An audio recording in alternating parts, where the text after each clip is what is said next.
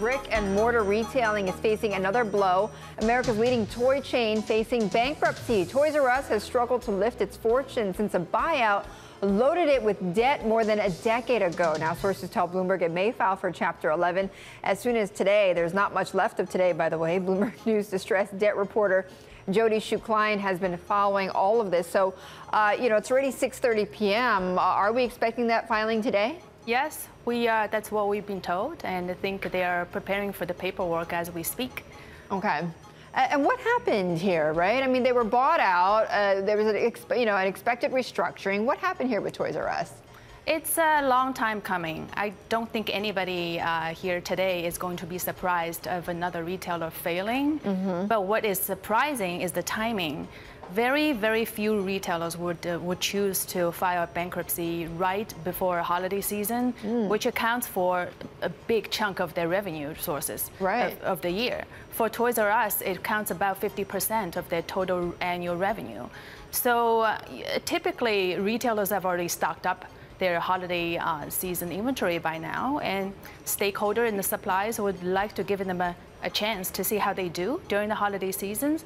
And the coming next year, the retailers then will decide based on their performance during the holiday seasons whether they are going to pursue a bankruptcy or not. Right. So this is the way you explain that is highly unusual to do it before the holiday season then. So what do you make of the timing? What does that exactly say about the condition of Toys R Us? The condition is less about the fundamental and the liquidity of the company. It's more about psychology. It's all about psychology at this point. What I mean by that is once one thing goes wrong, everything can cascade from there. What went wrong here is what we've been hearing. They needed to address some of the residual of the 2018 debt. During the conversations with their debt holders, there were disagreement of how much equity to give up. The debt holders wanted more. They were not. KKR and Bain, they are the main sponsors alongside Ronaldo. They're not willing to give up more. That's where it got stuck. So the stalemate kind of started this fear and cascaded to what we've been seeing today. Basically, in a lot of cases, the suppliers can determine where the retailers go in terms of their fate. Once Hasbro, Mattel, these big guys stop shipping because they are afraid of not getting paid, very quickly things can go very bad. Jodi, it's Paul Allen here in Sydney. I guess if there's one winner to come out of all of this, maybe it's Amazon, but there is a long, long line of losers, aren't there? Absolutely. Yes, you nailed it. Amazon, again, emerges as the winner in the retail space. And in terms of the losers, you name it.